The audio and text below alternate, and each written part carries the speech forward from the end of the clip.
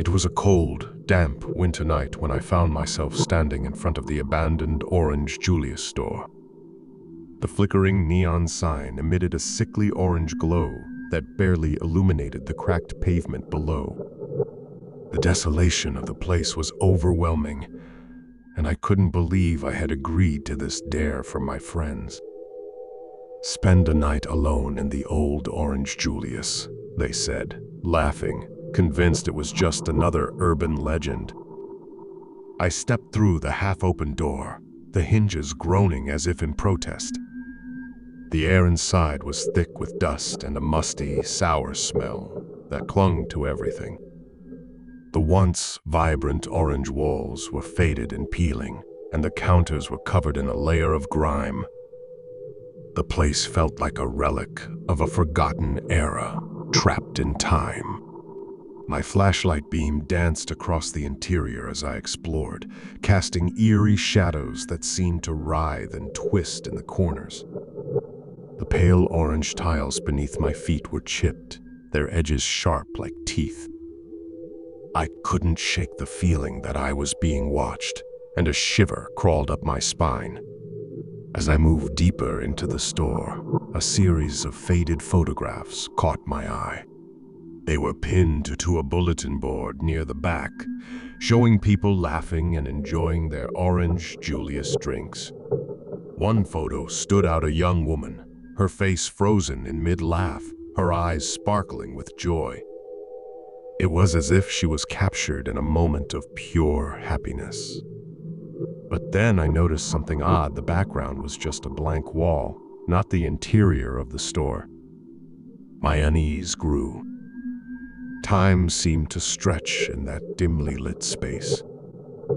I decided to take a seat at one of the booths, trying to shake off the growing feeling of unease.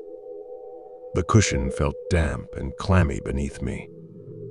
I glanced around, my flashlight revealing forgotten cups and straws scattered across the floor. But then I heard the faint sound of footsteps, like soft shuffling on the tile. My heart raced, and I stood up, the flashlight trembling in my hand. I swept the beam across the room, but there was no one there. I told myself it was just the building settling, that I was alone. But deep down, I knew something wasn't right. I could feel eyes on me, watching me from the shadows. I decided to leave, my nerves getting the best of me. But as I reached for the door, a loud crash echoed through the store. I spun around, my flashlight barely illuminating the source of the noise. The bulletin board had fallen, the photographs scattered across the floor. And in the chaos, I saw her, the woman from the photograph, standing at the back of the store, her eyes locked onto mine. I froze, unable to tear my gaze away from her. She seemed to flicker, like a glitching hologram. She took a step closer, her laughter echoing in my ears. Panic surged through me, and I turned and ran, my footsteps echoing in the empty space. As I burst out of the store, the neon sign above me suddenly blazed to life, casting an intense orange light that seared into my vision. I stumbled back, shielding my eyes, and when I looked up again, the sign was back to its sickly flicker. I stumbled away from the orange Julius, my breath coming in ragged gasps. The chill of the night air was a welcome relief, but I couldn't shake the feeling that something was still with me, something that had followed me out of that forsaken place. Weeks passed, and the memory of that night haunted me.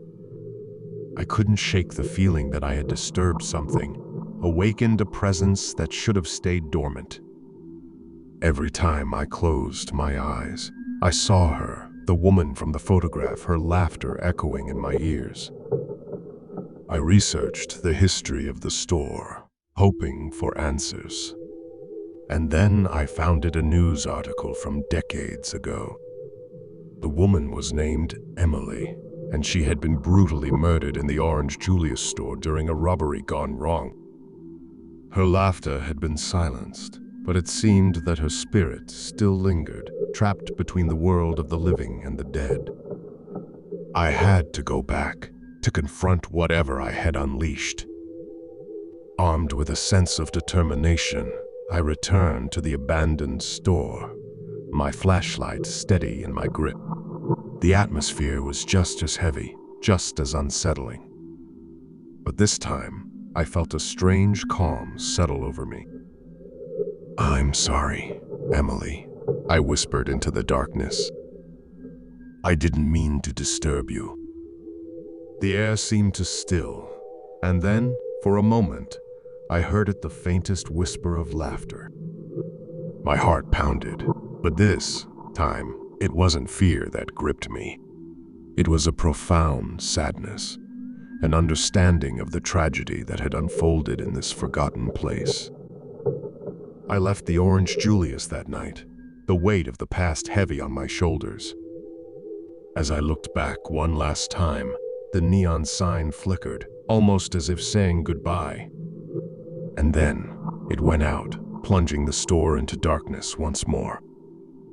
In the end, it wasn't the fear that defined that night. It was the connection I had forged with the past, with a soul that had been denied peace. The Orange Julius would forever remain a place of shadows and memories, a reminder that the past can never truly be forgotten. A few weeks after my harrowing encounter at the abandoned Orange Julius, I sat down with my friend Alex to recount the whole ordeal. As I shared my story, his eyes widened and he leaned in, a mix of disbelief and excitement in his expression. When I finished, he took a deep breath and hesitated for a moment before speaking. "You won't believe this, but I had a similar experience a while back. It was in an old vintage bookstore downtown. Late at night, the place was eerily quiet, and the shelves were stacked with dusty books that seemed to hold secrets of their own. As I was flipping through an old novel, I heard soft footsteps behind me, and when I turned around, there was no one there. The air suddenly grew cold, and a chill ran down my spine. Just like you, I felt this overwhelming sensation of being watched. I left in a hurry, my heart racing. It's strange, isn't it? How these places can hold echoes of the past, and how the line between reality and the unexplainable can blur in an instant.